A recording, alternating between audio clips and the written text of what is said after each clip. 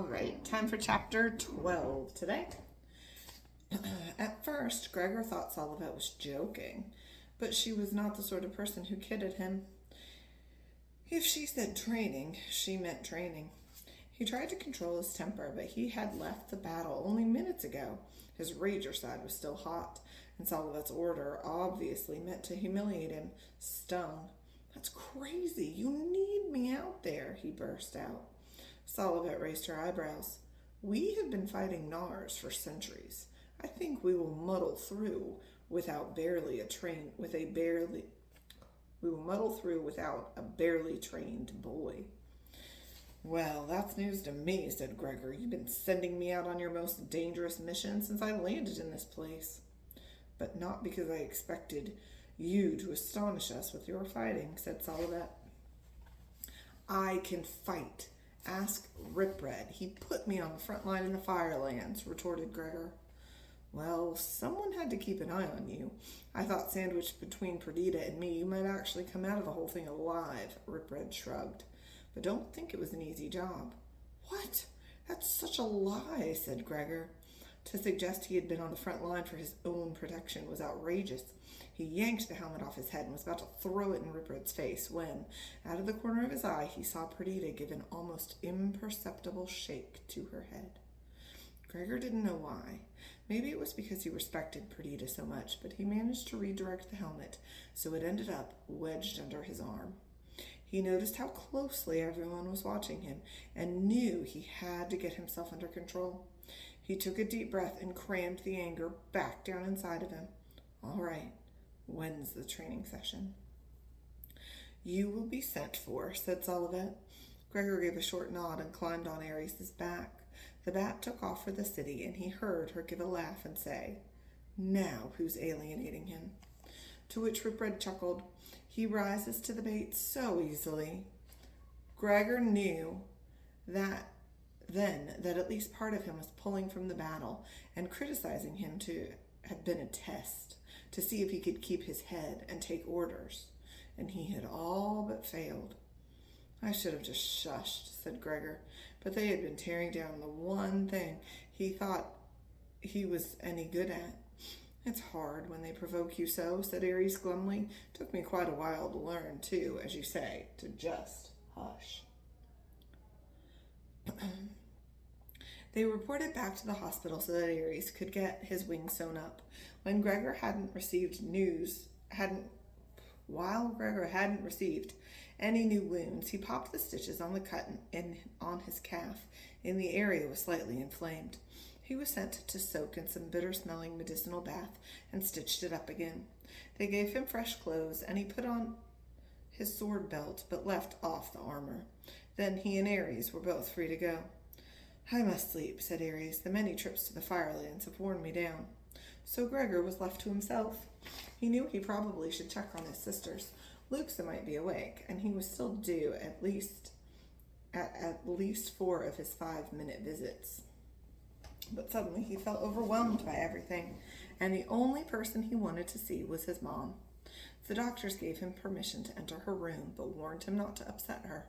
His mom was lying down, slightly propped up by pillows, but her eyes were open.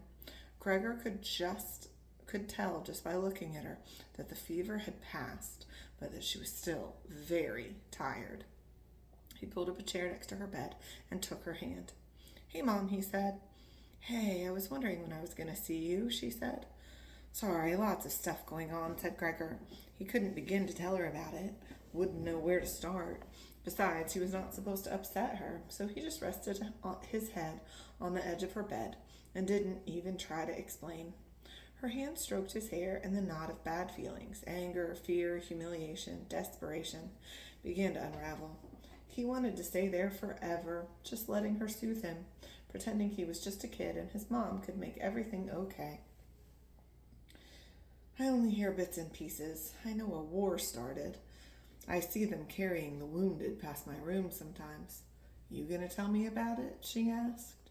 Gregor shook his head without lifting it. "And I can't make you anymore. I know that," said his mom. She gave the back of his neck a squeeze. "Just tell me this. Is the family doing okay?" Grandma's in the hospital. Dad had a relapse. Mom right here, too weak to sit up. Lizzie in the code room. Boots caring for sick and orphaned mouse pups.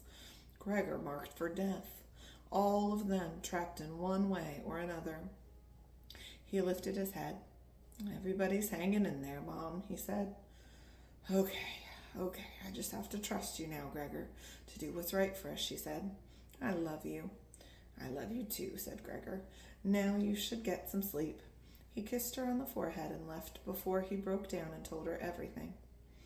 And then he needed to talk to someone badly, someone he didn't have to pretend with. He went straight to Luke's room and badgered the nearby doctors until they agreed to let him in for another short visit. They made him wash his hands in disinfectant, but he did not have to wear the mask this time. Luke still looked remarkably better, given that only about 6 hours had passed since he had seen her last. She was still wheezing slightly as she breathed the misty air, but she was sitting up, leaning against a stack of pillows. There was a tray on her lap with broth, pudding, and what looked like mashed sweet potatoes. She was rearranging the potatoes into a tower with her fork, just like his sisters did at home.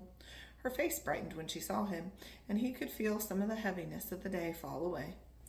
What's for lunch? That looks really good, he said. Luxa frowned at her tray. It makes good buildings. My throat is still too sore to eat anything that I actually like. Everybody likes pudding, said Gregor. He scooped up a spoonful and held it up to her mouth, and she ate it, swallowing painfully. Ouch, she said. Her eyes widened as they lit on the dagger in his belt. What did you do to get that? Kill Solivet? No, she gave it to me, said Gregor. Oh, I hate you. She never even allows me to hold it, said Luxa. Gregor pulled the dagger from his belt and handed it to her. Knock yourself out. Luxa turned the dagger over in her hands, admiring it. What are you, her favorite now? Oh, yeah, she dressed me up in this totally stupid black armor and threw me out into a battle until I learned to fight, said Gregor. You were back in training? I would not take that too personally. She does it all the time, said Luxa. Really? Said Gregor. Of course. No one is good enough for her. She would give Rip Red pointers if she thought he would not eat her, said Luxa. That made Gregor feel a lot better. Maybe going back into training was no big deal. Besides, if he were fighting, he wouldn't be here with Luxa now. How long do you have to stay in the hospital? I should be out now, said Luxa grouchily. They let Howard out. He's even treating people. You were sicker, said Gregor. I do not suppose it matters. They will not let me do anything, in or out. Now that I'm back, Solivet will have me watched around the clock, said Luxa. I am surprised you do not have bodyguards. I did, for a while, said Gregor. How did you get rid of them, asked Luxa. Gregor felt himself blush. That wasn't a question he was ready to answer. He could hardly just blurt out, oh, well, now Solivet knows that I'm in love with you. And so he did his best to come up with something else. I guess my sisters and mom down here and all, you should really eat some more. Luxa choked down a couple more spoonfuls of pudding. Yeah, Maris says your sister Lizzie plans to stay too.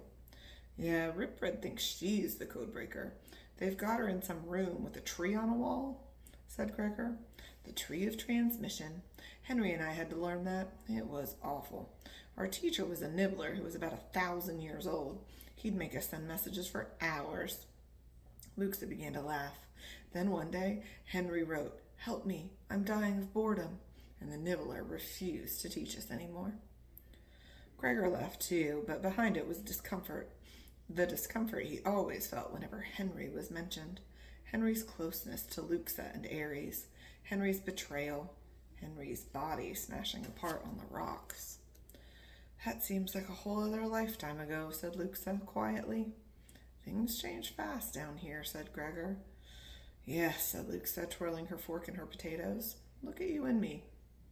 That was it. This was his opening to tell her how he felt, make it official. He might not get another chance. Who knew how much longer he'd even be alive? Another day, another week. But Gregor couldn't seem to speak. In the silence that followed, he could hear the precious seconds running out. Tick, tick, tick, tick, tick, tick, tick, tick, tick, tick, tick, tick, tick, tick, tick, tick, tick. Then someone was at the door. Overlander, you are summoned to the arena for training, said a voice. Okay, said Gregor. Do not forget your dagger, said Luxa, handing him the weapon. He could hear the disappointment in her voice as he stuck the dagger in his belt. She knew they only had a matter of hours, too. How could he face an army of rats and not have the courage to say something so simple and obvious? Suddenly he felt his hand reaching into his pocket and pulling out the photo of them dancing, the one that had convinced Salavat he was crazy about Luxa. He placed it on her tray. This is the reason I don't have bodyguards, he said, and then he promptly headed for the door, too afraid to see her reaction. But as he rounded the corner, he caught her smile. That's the end of the chapter. See you later.